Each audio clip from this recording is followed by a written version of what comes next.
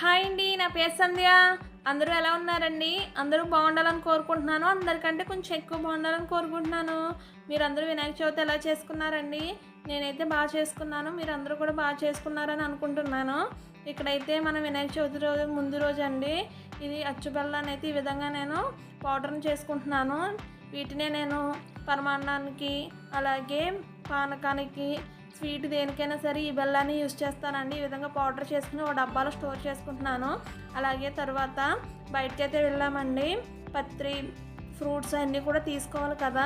ఎక్కడ చూసినా ప్రతి షాప్లో కూడా మనకి చక్కగా వినాయకులను అయితే పెట్టి అమ్ముతున్నారండి.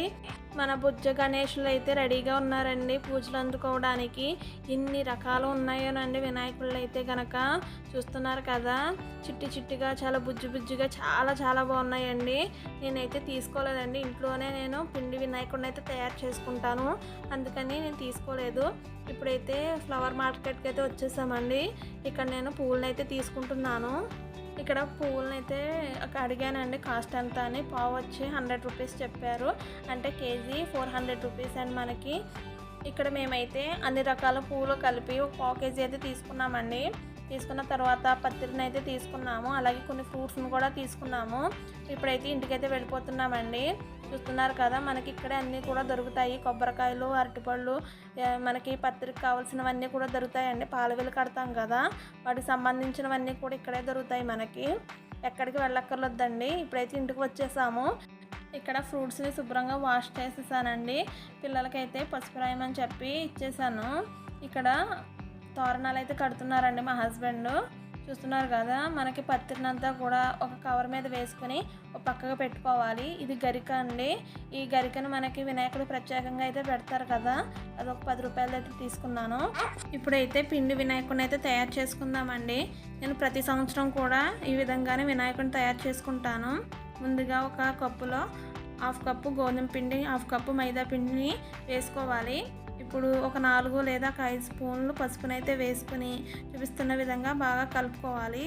పిండికి మొత్తం ఈ విధంగా పట్టిన తర్వాత కొద్ది కొద్దిగా వాటర్ని వేసుకుంటూ ఒక పిండి ముద్దనైతే రెడీ చేసుకోవాలండి.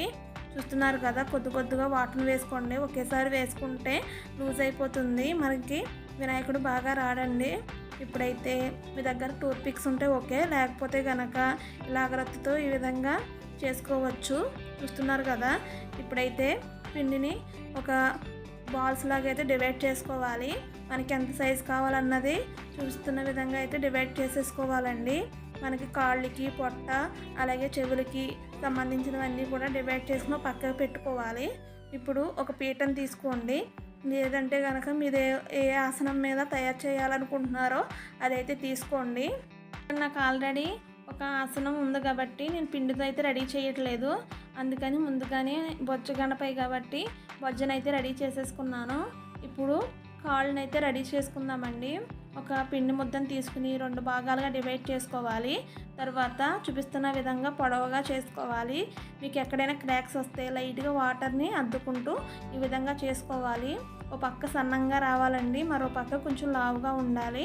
మనకి కాలు భాగం తెలుసు కదా, మన బొజ్జ గణపై కూర్చునే విధంగా ఈ విధంగా రెడీ చేసుకుని అరేంజ్ చేసుకోవాలి. చూస్తున్నారు కదా, ఈ విధంగా నేను గణేషునికి అయితే ఈ విధంగా కాల్ని అరేంజ్ చేసేసుకున్నానండి. చూస్తున్నారు కదా, ఇక్కడ మనకి పాదం కూడా రావాలి కదా, అందుకని జస్ట్ కొంచెం ప్రెస్ చేస్తే మనకి పాదం ఆకారం అయితే వచ్చేస్తుందండి. ఇక్కడ నేను 2వ కాలును కూడా ఈ విధంగా అరేంజ్ చేసేసుకుని దగ్గర పెడుతున్నాను. తడి చేసి ఈ విధంగా అతికించడం వల్ల మనకి పొట్ట దగ్గర కాలు భాగం కూడా చక్కగా అతుక్కుని ఎక్కడ కూడా గ్యాప్స్ లేకుండా నీట్గా మనకు కనిపిస్తుందండి. చూసారు కదా, నాకైతే వినాయకుడు కాళ్ళు షేప్ అయితే వచ్చేసాయి. ఇప్పుడు వినాయకుడికి చెస్ట్ భాగం అయితే రెడీ చేయాలి. ఒక పిండి ముద్దని ఈ విధంగా పొడవుగా రోల్లా చేసుకోవాలండి. ఇప్పుడు అక్కడ మనకి నిలబడడానికి ఒక చిన్న టూత్ పిక్ని కానీ లేదా ఏదైనా పుల్ల ముక్కనైతే తీసుకోవాలి. ఇక్కడ నేను అగరత్తిని ఈ విధంగా పైకి తీసేసి పుల్ల ముక్కను రెడీ చేశాను కదా, దాన్ని చెస్ట్ భాగానికి ఈ విధంగా గుచ్చి మన బాడీ పార్ట్కి ఈ విధంగా పెట్టుకుంటే మనకి అరేంజ్ చేసేసుకోవచ్చు అండి. ఈ విధంగా అరేంజ్ చేసుకుంటే కనుక మనకి వినాయకుడిది నిలబడి ఉంటుందండి, పడిపోకుండాను. అందుకని చెప్పి నేను ఈ విధంగా అరేంజ్ చేసుకుని చెస్ట్ భాగము అలాగే పొట్ట భాగము కూడా మనకి కలిసిపోవాలి కదా, అందుకని చెప్పి కొద్దిగా తడిని చేసుకుంటూ ఈ విధంగా రెండింటిని కూడా కలుపుతున్నానండి. చూసారు కదా, మనకి ఎక్కడ కూడా గ్యాప్స్ లేకుండా చక్కగా అయితే అతుక్కుపోయాయి.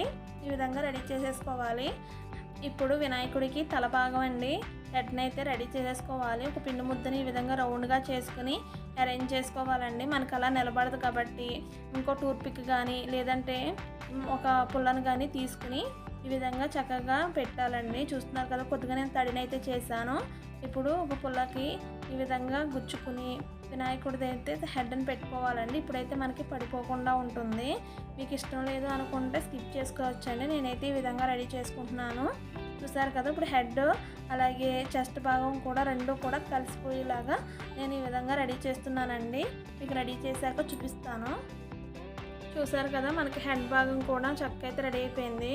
ఇప్పుడైతే మనం తొండాన్ని అయితే అరేంజ్ చేసుకోవాలండి వినాయకుడికి. చూస్తున్నారు కదా, మనకి తొండాన్ని అయితే రెడీ చేసుకోవాలి.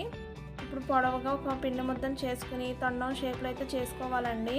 ఒక పక్క సన్నగా మరో పక్క కొంచెం లావుగా చేసుకుని అదేవిధంగా మన వినాయకుడికి ఫేస్కి దగ్గర కొంచెం వాటర్ అప్లై చేసుకుని ఒక పుల్లతో చక్కగా 2 నాట్లు పెట్టి ఈ విధంగా అతికించుకోవాలండి. అప్పుడైతే మనకి గణేషుని తొండం అయితే రెడీ అయిపోతుంది. చూస్తున్నారు కదా, నేను ఈ విధంగా అయితే రెడీ చేసుకుంటున్నాను. మనకి ఏదైనా సరే నీట్గా రావాలి అంటే కొద్దిగా వాటర్ని అప్లై చేసుకుంటూ రెడీ చేసుకోవాలండి. ఇక్కడ నాకు ఫోన్లో అయితే ఛార్జింగ్ అయిపోయింది. నేను ఛార్జింగ్ పెట్టొచ్చేటప్పటికి ఈ విధంగా అన్నీ రెడీ చేసేసుకున్నానండి. ఇక్కడ వినాయకుడికి కళ్ళు మనకి హైలైట్ అవ్వాలి కదా, అందుకని చెప్పి మిరియాలను అయితే కళ్ళ కింద పెట్టానండి. ఇక్కడ మీరు ఆవాలనైనా పెట్టుకోవచ్చు.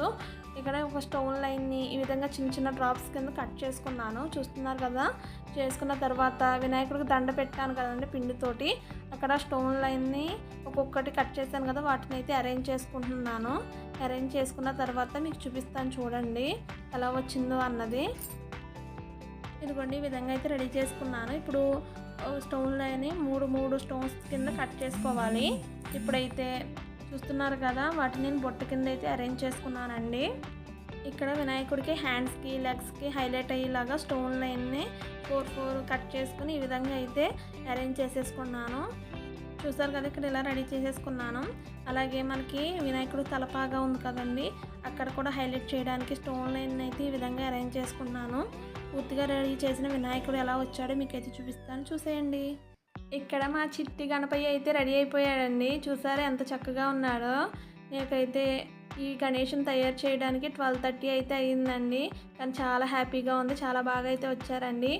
మీకు మా వినాయకుడు నచ్చుంటే please comment, like, share, subscribe. Thank you for watching. Bye.